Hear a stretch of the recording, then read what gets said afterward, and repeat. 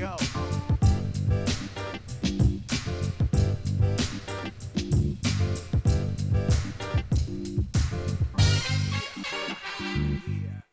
Last call. Nothing personal. Word of the day for Friday, July 30th. It's the Major League Baseball trade deadline today at 4 p.m. If you're listening to this show tomorrow, the deadline was yesterday. 4 p.m. This is an interesting trade deadline. Please remember, this is the final trade deadline. In previous years, there was a rule that you could make trades up to August 31st if a player had passed through waivers. Technical, don't worry about it. All I know is that in previous years, 2019 and before, you could make trades after July 31st. So it was not the true last call. It was one of those last calls where you're at the bar. The lights go on. They say last call. You get around and then you talk to the bartender and you say, hey, how about another? And they say, sure, I'm just cleaning up, but here's another round. No problem. And meanwhile, it's 5 a.m. and you stumble out with the bartender. I mean, I have no idea if anyone ever does that, but I'm just saying that's possible. Last call today in Major League Baseball at 4 p.m. is a true last call, as in it's closing time. I don't know where you're going, but you can't be here, Justin and Mila.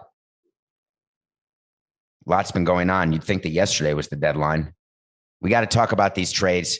But before we do, you know how much I love Terry Francona as a person, as a manager. I know him obviously only in a professional sense.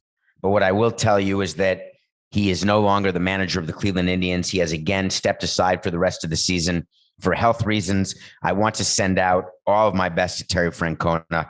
He is, no one deserves to be sick at all. So please get well, Terry.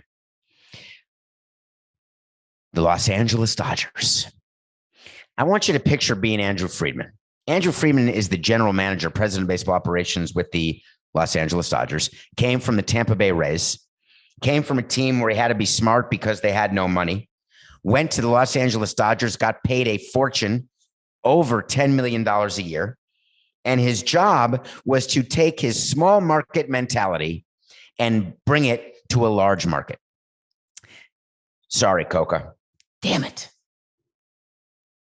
70, 40, 69. Andrew Friedman, the president of baseball operations for the Los Angeles Dodgers, had a job when he was hired, coming from a low revenue team like the Tampa Bay Rays, going to a high revenue team like the Los Angeles Dodgers. His job was to do what he did in Tampa in Los Angeles. When he got hired, I said to myself, and I said to Andrew, I said, you know, you're not going to act like you acted with Tampa because you know very well that whatever mistakes you make, boom, you get to cover them up. And it changes the way you are when you know that you're working with a net. You know why it's more dangerous when people do the Wallenda brothers are going across the Grand Canyon and they're walking on a tightrope and there's nothing below them and you're watching because if they slip, they're going to fall into the canyon and they're done. And when they're doing it, they know they're going to die. Like the guy in Free Solo when he's climbing Half Dome at Yosemite. If he doesn't make it or he slips or something happens and the powder in his finger doesn't work, boom, done. It's not as exciting. Not as many sponsors if there's a net right there or you're wearing a harness, right? Not as cool. You may go, but you're not going to pay top dollar. The Dodgers operate with a harness. They operate with a net. When they're out there signing Trevor Bauer, they say, we'll give him $102 million, $40 million for 2 years, and then $20 million the third year or whatever it is. We know he's a bad guy. We know he showed up Terry Francona. We know he's a pain in the neck when it comes to social media. We don't know that he's going to be a felon when it comes to abusing women, but if he is, or he doesn't perform, I've got a harness on. You don't have that harness in Tampa, Andrew. And boy, did he use that harness. I want to talk about what happened last night. Word comes out, and forget the public word. Forget all the rumors you read. I love it. Everybody in the media has got a source. They all want to be first. Then they get credit from all the other people with millions of followers. God bless them. I don't know how that happens. David P. Samson, come on.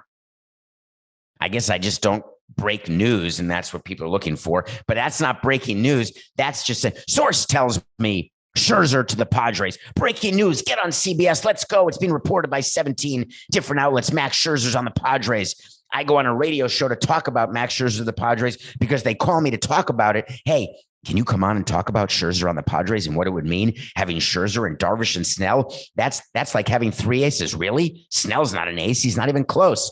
Darvish, he's a 2-3. Scherzer, he's a 1-2. Oh, they're going to go. They're going to win. Not so fast, Pedro. So, Washington Nationals are run by a guy named Mike Rizzo. Mike Rizzo is on the phone. He knows he's going to trade Scherzer. He knows he's going to trade Schwarber. He knows he wants to trade Turner. He's calling teams. He's saying these players are available. Hit me with your best shot. Meanwhile, what's being reported is that Max Scherzer gets to decide who he wants to play for. If you are the owner of a team that has a player with a no trade clause who you want to trade, you go to that player first and you say, who do you want to play for? But don't tell anybody, because I know you love us. We're the Nationals. We gave you the 7-year deal. We won a World Series together. You are a Hall of Famer as a National, no matter what you do going forward. Please don't ruin it by telling anybody what team you're going to play for. Because if you do, then the other teams aren't going to bid, and the team you want to play for isn't going to give us anything. And we want to get something because we don't really want to suck for long. We know we're sucking this year. So Max Scherzer has not indicated. He prefers the West Coast, we hear. Padres, Giants, Dodgers are all in. Padres get him. Wait, Dodgers and Giants are still making offers. What a bunch of horse hockey. The way it was working, there was never a deal with the San Diego Padres. Max Scherzer didn't say, oh, I'll go to any team. Don't worry about it. You do your best. Scherzer wanted to be on the Dodgers. He thought they had a better chance of winning, and I don't blame him. Great team, great organization, great history, defending champions. It doesn't make him Durant. If he comes in and helps them win the second of a back-to-back, that is a credit to him. So Rizzo calls up the Dodgers and says, listen, Scherzer's willing to go to the Padres, Giants, or to your team. He doesn't tell Friedman the truth. He says he's willing to go to all three teams. What do you got? Well, what if we include Turner? Why are we including Turner? Do you think the owner of the Nationals was upset that the Nationals were including Turner in a deal into the Dodgers? No, they can't re-sign Trea Turner. They're using all the money to choose one position player, Juan Soto, and they're going to choose the next pitcher. It's not going to be Scherzer, but they're going to choose the next pitcher to give 7 years, $200 million to. You can't have, unless you're the Dodgers, an overabundance of $300 or $200 million contracts, unless you're the Yankees or the Dodgers. You got to choose. The Nats had already chosen Juan Soto. Therefore, Trea Turner is going to get traded. You know that Corey Seager with the Dodgers is going to be a free agent at the end of this year. What an opportunity to get Turner and Scherzer to the Dodgers, knowing that Scherzer will waive his no trade clause, and you're going to get a very, very heavy prospect load in return, because the Dodgers are loaded and they want to win back-to-back titles way more than they want to have the top farm system, because they've got the money to keep getting the top farm system, to keep getting as many prospects as they want, to keep trading for international slot money from other teams who don't have the budget to use it, to keep going over the luxury tax threshold. They have the ability to do it all. So they are the perfect way to do it. Keep in mind, of course, as we're preparing for the show, Coca said, the Nationals must feel screwed that they've got Strasburg signed for 5 more years. I know, but they're going to be okay. They're going to be okay. I promise you that. So here's what I would like to do. I would like to say to you that the Los Angeles Dodgers are the winner of the trade deadline, which hasn't even stopped yet. And the reason they're the winner is that they were the winner before it even started, because Scherzer wanted to go there and they had the money as a high revenue team to do whatever they wanted to do. And they had the Trevor Bauer situation, which they wanted to erase. And the bonus, and believe me, I know Andrew, the bonus that Andrew Friedman feels today is that he got to get one over on AJ Preller, the GM of the Padres, who was doing a Snoopy dance, walking around thinking that he had Scherzer, like we thought we had Pujols in 2012, and we were celebrating quietly, leaking it, definitely leaking it. And then all of a sudden, boom, he's an angel. Well, that's what happened. Scherzer's going to be a Dodger. Holy cow. So the Nats are big sellers, and I lost a wait to see on that. I had a wait to see for Max Scherzer. It was, what date was it, Coca? The Max Scherzer wait to see was on June 28th of 2021. A little over a month ago, I said that Max Scherzer will not be traded before the deadline. And the Nationals hadn't lost 17 in a row. Strasburg wasn't out for the season at that point. He was only mostly out. Schwarber's hamstring hadn't totally fallen off his leg. I couldn't imagine that they were ever going to sell because the owners don't like selling. I wouldn't have imagined, but I was wrong. And I revisit wait to sees when I'm wrong. I was wrong. Scherzer was traded. Schwarber goes to the Red Sox. Not even what we're talking about. Chaim Bloom, the head of the Red Sox, is a very smart guy. He knows that Schwarber is a short-term help. He's on a one-year deal that was signed by the Nationals. He'll pay him a little bit this year and hope that Schwarber's June can turn into a hot August and September. The problem is Schwarber has a hamstring issue, and hamstrings can be tough for any player, but especially when you're sort of a big guy with tight hamstrings like Schwarber. That is something that could bother him for the rest of the deadline, for the rest of the season. If the Red Sox do nothing else, that would not be what I would consider a good deadline. What do you think about the Yankees so far? That's the other big trade that happened last night. Anthony Rizzo. They took a picture of Rizzo in the ivy, getting lost in the ivy with his wife, kids, and dog, and everyone was crying. All the Cubs fans were so sad. I hadn't seen them cry like that since 2003 Game 7. Wah. Anthony Rizzo held the ball of the final out in 2016 of your first World Series in, what was it, a hundo? Anthony Rizzo is forever a Cub. Anthony Rizzo is not a difference-making player any longer on the field. Anthony Rizzo is one of the best people off the field I've come across in baseball. One of the most charitable, one of the most gracious, one of the nicest, a true mensch. Mensches do not get rings. This mensch happens to be a lefty. The Yankees need lefties, so they bring in Joey Gallo. Now they bring in Anthony Rizzo, and everyone in New York is celebrating. Celebrate good times. Come on, look at this lineup. Are you kidding me? Gallo, Judge, Stanton, Rizzo. Rizzo's a great name. A great name. Don't get me wrong. Rizzo is not the difference if the Yankees do not get starting pitching today. Here's a little nugget for you, New York. They have zero chance of sizing their fingers for rings. Zero. You cannot get caught up in names, and God knows I did it. I got caught up in names so many times. Oh, he's good. Well, he was good years ago. Yeah, but what a name. He's going to be good again. Nope. Did you see the picture of Chris Bryant? That was a funny one. Chris Bryant of the Cubs, sort of like the last man standing. I've got to wait to see that Baez, Rizzo, and Bryant, two of those three, will not be on the Cubs in 2022. If they're traded today, if Bryant and or Baez are traded today, I cannot take credit for that wait to see, because they could always do a Chapman where the Yankees trade him to the Cubs, wins the World Series, and then the Yankees sign him back as a free agent. The Cubs could trade Rizzo to the Yankees and then sign Rizzo back as a free agent. And that's what people in the media and on Twitter were saying is going to happen. Here's a little nugget for you. NGTH.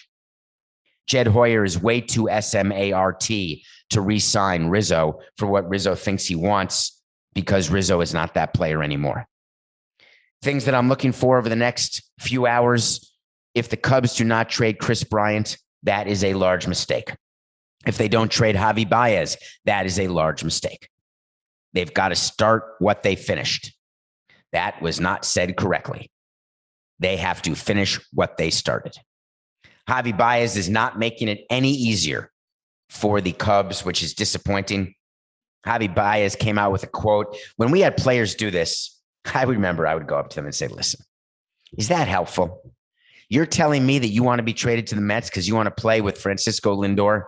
So now, you know what? I'm going to trade you to the Blue Jays where they have no pit bulls allowed. Don't tell me where you want to be traded to.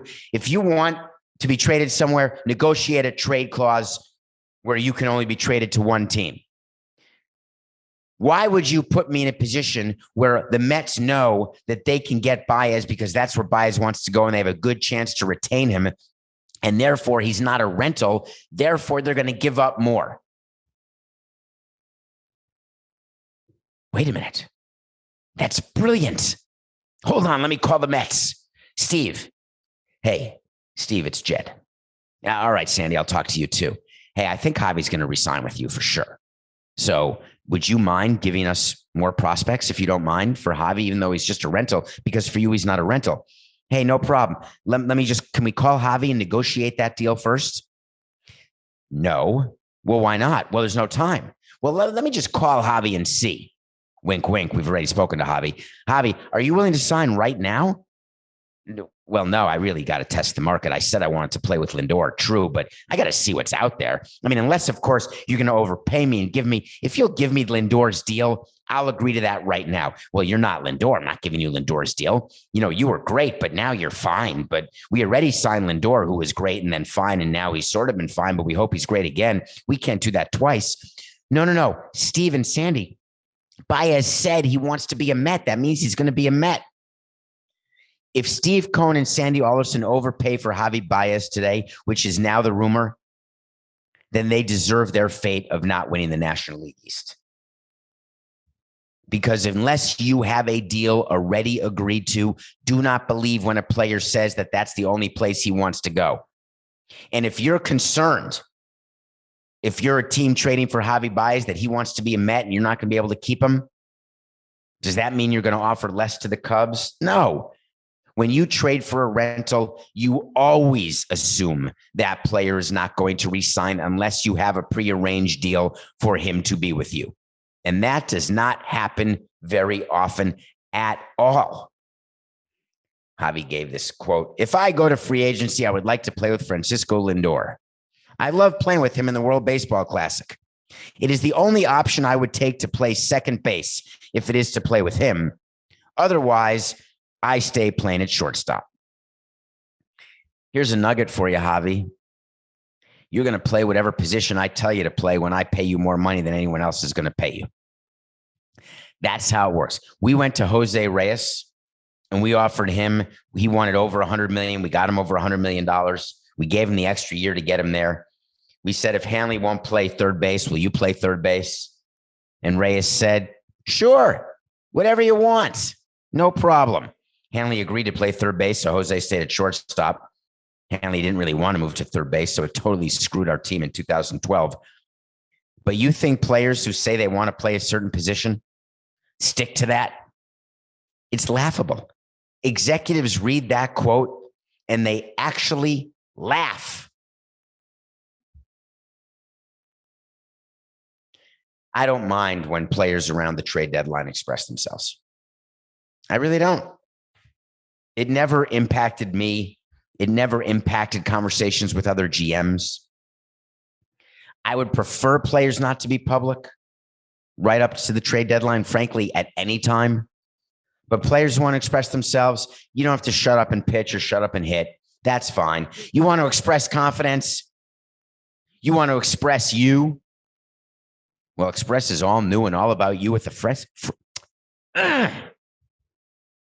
You want to express confidence? You want to express you? 40, 10, 6, 9. Wipe it, Coca. Let's do that read starting again right now. Express confidence. Express you. Express is all new and all about you with a fresh mix of casual, versatile, and super comfy styles. Have you gotten your 7-way hype stretch denim yet? It used to be 4-way hyper stretch denim out, in, left, and right. They are now working. This is totally breaking news. A source tells me that Express is working on a 69-way stretch denim. That will be epic. What are you waiting for? Coca wants me to remind you that the cotton stretch shirts he gets from Express, which he hasn't gotten for free quite yet, which is shocking. Hello, CBS. Are you there? They're breathable. They don't leave any nasty pit stains. And believe me, you can see those through tattoos. Thank you for that. Be on the lookout for great summer deals at express.com. That site again, EXPRESSQUAREDOTCO, for delicious. We come back. We're not going to review a movie, but we're going to talk about movies. And we're going to get to a So You Want to Talk to Samson that I think will be of interest to you. We will be right back. Welcome back to Nothing Personal. My name's David Samson. Today is Friday. Yes, it is. MLB trade deadline comes up at 4 p.m. Eastern, not 5 p.m., not 3 p.m., 4 p.m. Although, if you do a trade at 4:15 and you've got the commissioner on the phone, you're going to be okay. What were we talking about? Oh, yes. I watch a movie every single day. We review a movie every day or a TV show. Next week, I'm going to be reviewing a movie called My Blind Brother. I'm also going to be reviewing season 2 of the Movies That Made Us. If you want to check that out, there's 2 seasons of it. The first season I loved. The second season I loved more.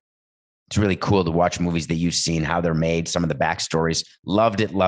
But today, I want to talk about Black Widow. I'm not reviewing it because, as you know, I already reviewed Black Widow. I want to talk about Colin Jost's wife. Colin Jost's wife is the star of Black Widow, and she plays Black Widow. She got paid about $20 million, sort of Aaron Brockovich type money, to play the part. But yesterday, it was announced that Scarlett Johansson was suing Walt Disney. That's it. Walt Disney, the owner of ESPN, the people who run the parks, Disney World and Disneyland, like Magic Kingdom, Snow White, Slopey, Snoopy, Slopey, Sneezy, Dopey, Goofy. She's suing Walt Disney. And let me explain why. The way it works with movie stars of a certain level, and you've got to be like really, really high up when you are doing Marvel movies, Avenger movies, or you just have had a great career, sometimes you get what's called back-end participation. Back-end participation is when, in addition to the salary you get for doing the movie, you also get a percentage of the profits. That's called net profits, though. Let me explain what the odds are of movies making net profits. I can cook the books any way I want, which will limit the net profits. If I've given points away to actors or producers or directors, I can find a way to make any movie less profitable than it actually was. Or I can choose who I want to make rich from this movie, from any movie. From any business. When you sign a profit participation deal, you better lock it up. Lock it. You better have gone to 5 lawyers, gone through an extensive negotiation process, gotten a legal opinion from those law firms about how the calculation is going to be done. Then you have to get audit rights to the studio or the producers, and you've got to be auditing every second of every day. And you have to have a payment schedule. You have to have it so airtight that it would suffocate even someone like David Blaine. That's the type of lock it up I'm talking about. Well, Scarlett Johansson had back-end participation with Black Widow based on the box office. And Walt Disney released the movie on a streaming service as well as the box office. The streaming service was called Disney Plus, which you may pay $9.99 for. But on top of that, you had to pay $29.99 to watch Black Widow. And you can watch it with as many people as you want. And that money goes to Disney Plus. And it turns out the contract that Scarlett Johansson signed when they were doing the calculation for profit of the movie was box office return profit, not streaming profit. Ruh-roh. Scarlett Johansson said, that's no fair. I thought you were going to release this movie in theaters only. ITO, it's called, in theaters only, not STV, straight to video, not T and S. It's just T and S. That's from a chorus line. Does anyone know what I'm talking about? Coca, help me out. It's just T and S. Theaters, streaming. It's Friday. GMAB, folks. Don't be offended. It's a song from a great Broadway show. Somebody's smiling out there. Someone in my demographic, meaning born in the 60s, is smiling. So the movie gets released on streaming, makes a fortune, like 60 million streaming, Black Widow, and she gets no part of it. She sues Walt Disney, saying, you're going to owe me $50 extra million because the profits are going to be less in the box office than they would have been if you'd only released it in the theater. And Walt Disney had to release a statement, and it was a good one. The lawsuit is especially sad. Let me stop you there, Walt Disney. You guys should be good at statements. Maybe you're out of practice. Lawsuits aren't sad. They can be without merit. They can be foolish. They can be wrong. They're never sad. The lawsuit is especially sad and distressing in its callous disregard for the horrific and prolonged global effects of the COVID-19 pandemic. WTF? Who approved that statement? You're telling me that Walt Disney, the company that is getting rid of employees at ESPN left, right, and center, that is bleeding money right, center, and left, that is making contracts with stars to get movies out to streaming as quickly as possible, to try to get as many subs as possible, to try to bolster a stock price that's in the crapper and trying to get some cash money back from all the money they lose at the parks. They did a good job doing a contract with Scarlett Johansson. And they start their lawsuit to say how sad it is that there have been global effects of the COVID-19 pandemic. All of a sudden, the COVID-19 pandemic is what made your lawyers good at drafting a contract, and Scarlett's lawyers should be sued for malpractice by Scarlett. Disney has fully complied with Ms. Johansson's contract. And furthermore, the release of Black Widow on Disney Plus with Premier Access has significantly enhanced her ability to earn additional compensation on top of the $20 million she has received to date. And significantly enhanced.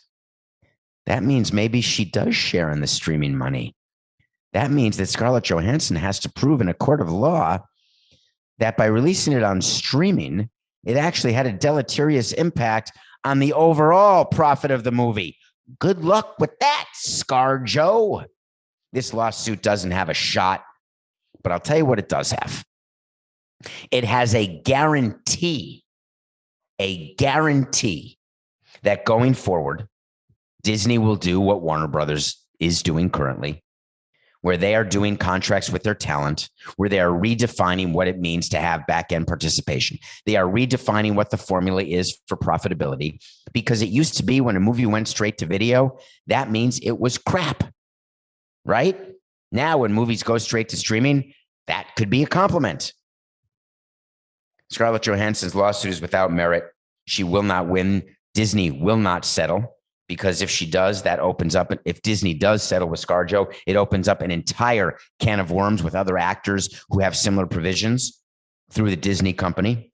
But it will result in Disney changing the formula, changing the contracts. I certainly wish that this had not happened, because it puts a bad taste in my mouth about Scarlett Johansson and about Walt Disney. But it is what it is. So you asked about that lawsuit. I wanted to explain it, why Scarlett Johansson was doing it, and what the likelihood of success is, which I don't think is very likely. Okay, Coca, someone had a question. You know what I want? I want to talk to Samson. You know what I want. I want to host this cupcake right now. I'm training for a ultra marathon, which I'm going to do in December. I haven't really talked about this yet. I'm going to do the Daytona 100, where I run from Daytona to Jacksonville. It's 100 miles. You get 30 hours to do it. I'm running the Boston Marathon and the New York Marathon as part of my New Year's resolutions that I would run over 3 marathons this year, calendar year. I'm doing it to raise money for various charities. So I ran this morning. My back sort of hurts. Why am I even talking about running? Oh, because I was thirsty and drinking some water while doing the show. No, that can't be it. Oh, because I had pasta last night. No, that can't be it. Oh, because so you want to talk to Samson is when you ask a question and then I answer it. Get onto my Twitter at David P. Samson, Samson, and ask any question you want. David, love the show. Thank you. Hello. With the trade deadline approaching, I would love to hear from you about what a player goes through when they get traded. How much does a player know in advance they might get dealt? This is a multi-part question. Let me start with that. In the old days, players would pretend they didn't know anything because they didn't know anything because no one knew anything other than what was leaked to the written media that would then be written about in newspapers. Any trades done after a newspaper deadline, no one ever knew anything. And you would call the player and say, hey, hi, you've been traded. They'd say, oh, where? We'd say, oh, to the Blue Jays. They'd say, oh, that sucks, but okay. No, I love Toronto. I don't know. Who wouldn't want to get traded to Toronto? You don't want to get traded to an outpost where you're not going to win. You want to get traded at the deadline to a place where you're going to win. Or if you're a young player, you want to get traded to an organization where you have a chance to go through the system quickly. But now, these days are totally different. Players know in advance because of all the rumors that are going on Twitter. And they also have an idea because more executives are like me, where I'm going to the players in advance to say, listen, I understand the pressure you're under. I understand that July 30th is coming up, but yeah, we're having conversations about you. There's nothing final yet, but I promise to stay in touch. So some teams operate that way, some don't. What happens once the trade is official as far as them getting to the new team? Great question. We call the player and say, you've been traded. Anthony, we love you. Thank you for winning the World Series. We're both going to cry. We're going to hug. We've traded to the New York Yankees. What's going to happen now after you take pictures at the Ivy is the traveling secretary for the Yankees is going to call you. I've also given your cell number to Aaron Boone and Brian Cashman. They're going to call you too. It's possible Hal Steinbrenner is going to call you as well because they want to be able to tell the media, yes, they've spoken to you. But the call you really have to wait for is the traveling secretary. The Yankees are in Miami right now. And the traveling secretary for the Yankees is going to get you on a flight from Chicago to Miami. And you will then hear about all the plans from there. Then the player gets a call from the clubhouse manager. The clubhouse manager of the Yankees will call and they will figure out whether or not Rizzo will continue to wear number 44. Spoiler alert, no, he won't. That's why when the Yankees trade for players and they have so many retired numbers, the clubhouse manager makes the call and they say, hey, what number do you want? He says 44. He says, no, that's Reggie's number. Try again. 2. No, that's Jeter's number. Try again. And you try again, and Rizzo will eventually choose a new number. So that's what happens. Rizzo will be on a plane to Miami today. What happens once the trade is, sorry, I did that. Does the former team have any responsibility to help the player at that point? Nope. Who helps finalize housing in the original city, and where does the player live in the new city? Great question. When we trade for a player, we have our traveling secretary call the player, get him to wherever our team is, but we also have a list of people who are our go-to when it comes to housing, when it comes to babysitting, when it comes to renting, hotels. We have brokers who we work with exclusively. Yes, they pay us, who will help players when they're coming to our city. It's different when they come during the season versus during the off season, because during the off season, we will give them a list of possible people who could help them. But during the off season, players tend to do it on their own. They use their own people because they have more time.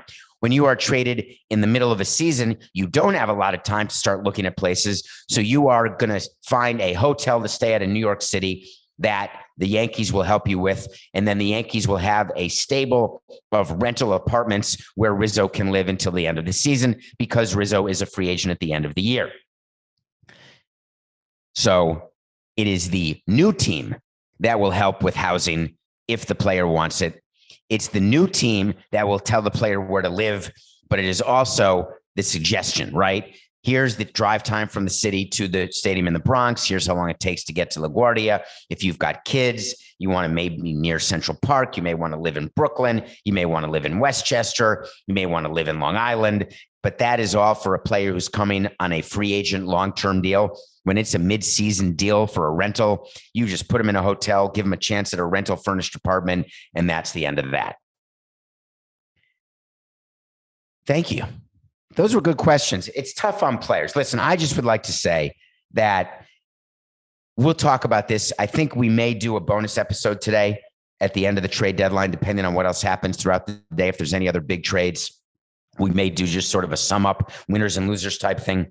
But I will say that there is a lot of tension in clubhouses in the week leading up to the deadline. There's a lot of tension today, no doubt about that. And the reason for that tension is that when it's uncertain where you're going to be, whether or not your best friend is going to be on your team, whether or not you're going to have to move with your kids and your wife and your dog, or your whatever situation you're in, all of those things are not taken into account by the team, either who is trading you or who is acquiring you. There's only one example I can think of where there was a trade done with family in mind. And Coca, I don't think there's a chance I'll come up with it, but I want to say it was Stephen Piscotty, who had his mother was dying from ALS. So he was traded to be close to home. I think that may be right, but those are so few and far between. It's the only one I can really think of at all. The majority of the time we are making trades where we have no care where you're going. We want the best return. We're disappointed if we have to sell because we wish we could buy. If we buy and we don't win, we're disappointed we didn't win. We're trying to save our jobs. We're trying to get extensions of our contracts. GMs and presidents, we're going for bonuses. We're going for more money. We're trying to win games as best as possible. We're trying to run a business. We don't take into account the player's mental well-being, the tension that exists in the clubhouse. But what I did every year is after the deadline, I went into the clubhouse and met the team every single year to talk about what we had done, to talk about where we were going, because I wanted to own up to what we were doing. After every deadline, I would meet the team. Nothing personal, pick of the day. Remember I told you that Rio and the Jays would beat the Red Sox? They pummeled the Red Sox. We are 99-84, one game away from hitting the 500 mark because the Jays beat the Red Sox. All right, we got 3 games. It's very hard to do picks for the weekend, not knowing what's going to happen with the deadline, but I've got 3 sure winners. We are 99-84. I'd like to come back to you at 102-84 on Monday. Tonight, the Yankees are in Miami.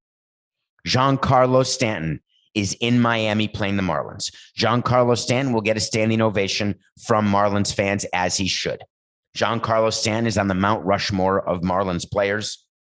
Giancarlo Stanton won the MVP as a Marlin. Giancarlo Stanton was the leader of the Marlins when Jose died, the leader on the field, the leader in the clubhouse. He returns with the team he always wanted to play for. Stanton will be there. Gallo will debut. It is possible Rizzo will be there as well. Rizzo is a hometown favorite in Miami, having gone to high school in Parkland. I believe that he went to the Parkland High School, Stoneman Douglas, where the shootings were, and he raised a ton of money for them, by the way, for the victims and their families and for gun control, et cetera. But I could be wrong, Coca. There is a lot going on. Tonight's game is Jameson Talon. He's on red alert because he's got to start pitching well, with Garrett Cole pitching now like the 3 that he was before he could use sticky substances. But Friday's pick is Yankees over Marlins. Saturday's game is an interesting one. The Giants may make a big move today. The Astros are in first place in their division. It's 2 first-place teams, Greinke versus Wood. When you are a buyer, the way the Astros have bought a bit, the Giants have not yet. I am taking the Astros over the Giants. I believe the Astros are the better team. I believe that the Giants, as you know, I have a wait to see the Dodgers are going to win the NL West, and that was before the season started. The Giants have been great. If they get Chris Bryant, does that help them? Yeah. Does it allow the Giants to hang on for 60 more games? We'll see. I don't think so. I think the Astros are just too good. Astros over the Giants on Saturday. Then we've got a great National League game on Sunday with the Mets and Reds. The Mets do not have the NL East wrapped up by any stretch. Yes, the Nats are sellers. Yes, the Marlins are sellers.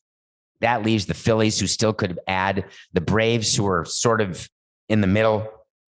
But the Mets have struggled. As you know, DeGrom is hurt. Marcus Stroman has been pitching like a 1-2 recently, and he will continue to pitch like a 1-2, even though they are playing the Reds, who are one of the hotter teams. I like Stroman over the Reds. So to repeat, it is a big game for both teams, but to repeat, Yankees over Marlins Friday, Astros over Giants Saturday, Mets over Reds Sunday. We're 99 and 84.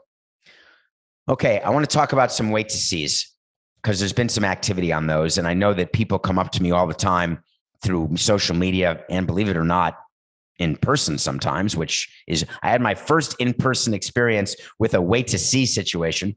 I hadn't quite had that yet. There are people who recognize and say, oh, nice job on Survivor, you stink. Oh, nice job with the Marlins, you stink. I hadn't quite had someone, which just happened to me, say, hey, I really like those wait to sees. Wait to sees is when I say something's going to happen. And if it does, I'm going to revisit it. If it doesn't, I'm going to revisit it. I like revisiting because I like having accountability. I like being in touch with you all. You know, I try that on Twitter at David P. Samson. I really do. I try to engage with as many fans as possible because I love the fact and I respect the fact that you take the time to listen to Nothing Personal.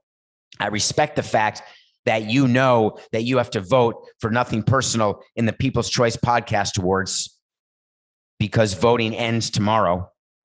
And I love that you will take a minute of your time for Best Male Host, me and Coca, for People's Choice Award for Best Podcast and in the sports category. Please go to some website. Just search People's Choice Podcast Awards. You can go to my Twitter at David P. Samson. The tweet will be pinned until tomorrow. But I have accountability to you because you give me 45 minutes of your time every single day. So I'm going to revisit it even when I'm wrong. On January 28th, 2021, I don't know if you recall this, Curt Schilling lost his mind and said, I don't want to be on the Hall of Fame ballot anymore. Take me off. He has 1 year of eligibility left. I told you, the Hall of Fame will make sure he's on the ballot for his 10th and final year. And I promise you, he will not get into the Hall of Fame, and that will be the end of Curt Schilling. And my wait to see was Curt Schilling will be on the Hall of Fame ballot next year. Well, yesterday, the board of directors voted unanimously to deny Curt Schilling's bid to be taken off the Hall of Fame ballot. That wait to see is a straight yes from January 28th, 2021. What about April 19th, 2021? I told you Steven Strasburg would not start 20 games for the Nats this season, well before his recent thoracic outlet syndrome surgery, well before half of his injuries. April 19th, I said Strasburg will not start 20 games. He is out for the year. That wait to see came true. That's a yes. What about Aaron Rodgers? We talked about him a bit. On May 3rd, 2021, I said Aaron Rodgers will not be traded before the 2021 season. That's when everyone was sure the Packers are going to trade Rodgers. He's miserable. They're going to do right by him. And I said, nope, they're going to do right by them. And the money would tell you that they can't trade him before the 2022 season. He's not going to be traded. That's an official yes from May 3rd. We followed that up June 8th with another Aaron Rodgers wait to see, saying that he's not going to show up to minicamp, but he's also not going to get fined. Well, he didn't show up to minicamp. He didn't get fined. That wait to see ended up being a yes from June 8th, 2021. I told you that Scherzer will not be traded before the deadline on June 28th. He was. That's a no. What about on July 2nd of 2021, earlier this month? Do you remember when the NIL happened with college athletics? And Reggie Bush released that entire statement saying, I want my Heisman back. Please, I deserve it. And I said, no chance, toilet pants. July 2nd, I said, Bush will not get his Heisman trophy back. Well, the Heisman committee met, and guess what they said? Sorry, Reggie. No Bush for you. That wait to see ended up being correct. He is not getting his Heisman Trophy back. Well, I got to wait to see for you today, and it has to do with the trade that happened in the NBA. Rob Manfred was furious yesterday, the commissioner of baseball, absolutely furious that the NBA was making trades and the NBA draft was yesterday. He wants the trade deadline to himself. He wants all the big news, all the big trades that are happening. And wouldn't you know it, one of the biggest trades in the NBA happened yesterday. Russell Westbrook was traded from the Washington Wizards to the Los Angeles Lakers. LeBron James has a big three. Mr. Triple-Double himself. AD and King J together again, trying to win their second title in 3 years, having won in the COVID bubble in 20. The Bucks having won in 21. The Lakers want to win 2 out of 3. LeBron wants to catch Jordan. If you knew how obsessed LeBron was with getting 6 titles, you wouldn't believe it. He wanted Russell Westbrook on that team. LeBron, what happened to you? Russell Westbrook is never going to win a title. You just guaranteed the fact that the Lakers are not going to win a title. It's an exciting trade, I guess, if you don't want to win a title. Here's my wait to see, folks. The 2022 NBA champions will not be the Los Angeles Lakers with Russell Westbrook as one of the big 3. You just wait to see. Well, follow on Twitter all day, David P. Samson. We're going to be updating. We're going to see what's going on with the deadline. I'll be breaking news. I've got sources left and right. I know when trades are happening before you do. Just kidding. It's just business. Not my business. Not your business. It's just business. This is nothing personal.